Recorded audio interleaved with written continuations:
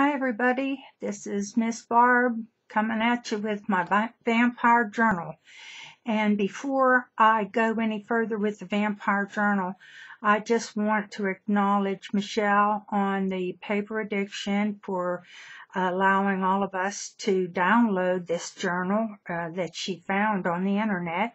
And I appreciate that very much. And like her, there was very little that you can do with this because the journal says it all. But I did a little research, and I'd like to read you just a little bit of the history of Lamia, and that is the name that is on one of the journals, and I'll show you that in just a minute.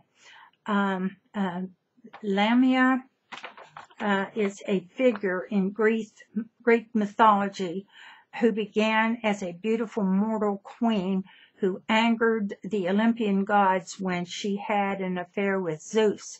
In a fit of jealousy rage, Hera, the goddess known for her cruelty, cast a curse upon the queen and killed her children. Driven insane by the deaths of her children, Lamia became a child-eating demon that devoured many children. In the original myth, her face was said to become horribly deformed as a result, but in later tellings of the tale, she takes on a serpentine feature, a trait that has remained associated with her. And right here, I'm going to show you a picture of the mythological creature that they called Lamia.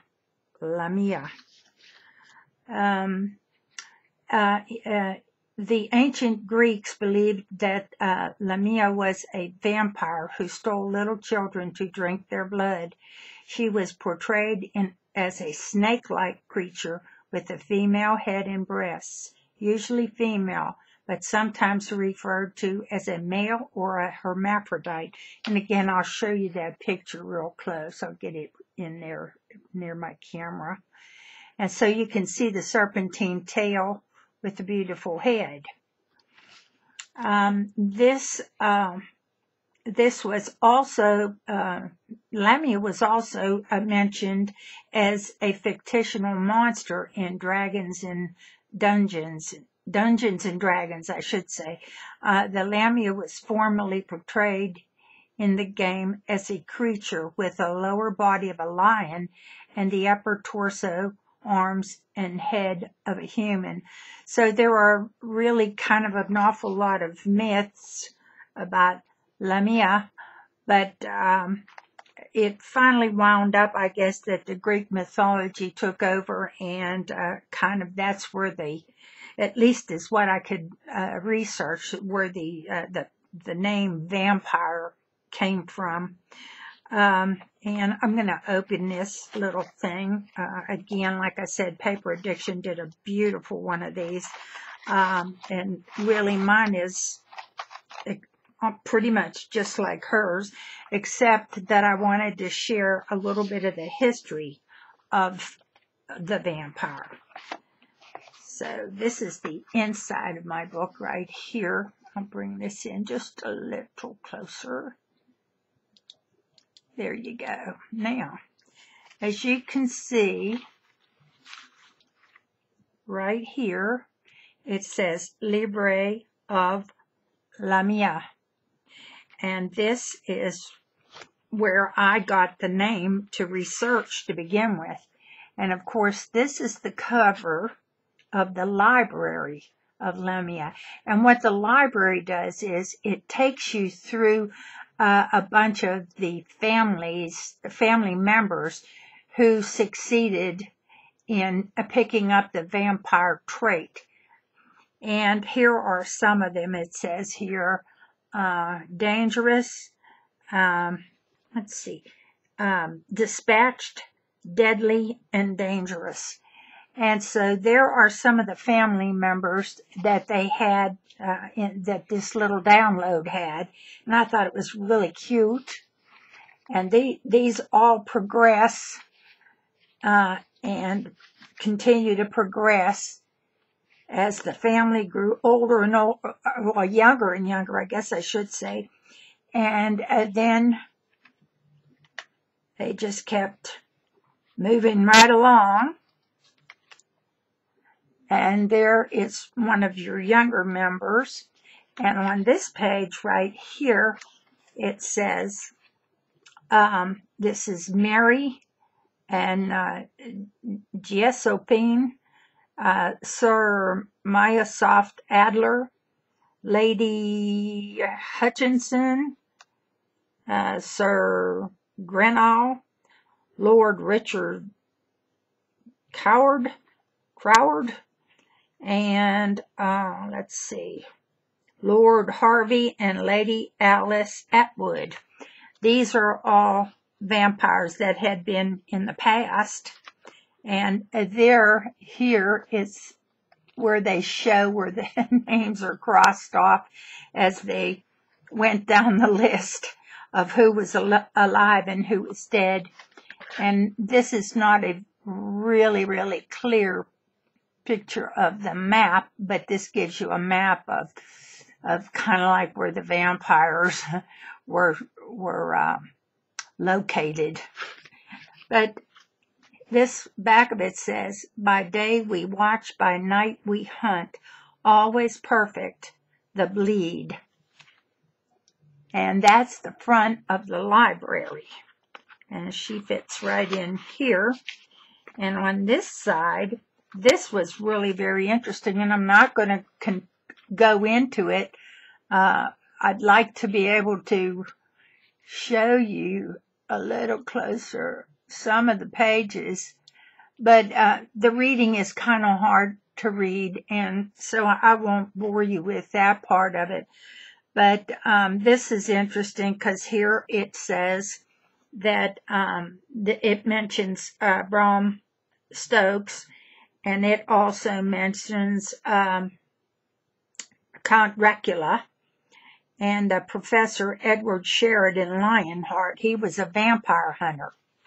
And then it just goes on to show you page by page some of the things that vampires do, how you can kill them, what you should do if you run into one of them.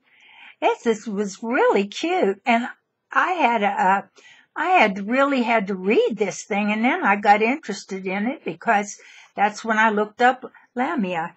But it's pretty interesting how you can kill them with this, that, and what have you.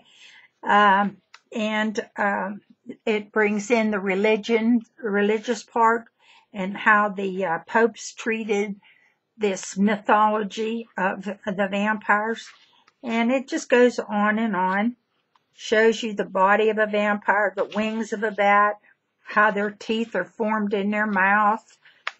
And at the very end, this gives you a home. And this home was George Brown and Grave in New England. Now, why this is in here, I don't know, unless he was the last of the vampires or one of the vampires.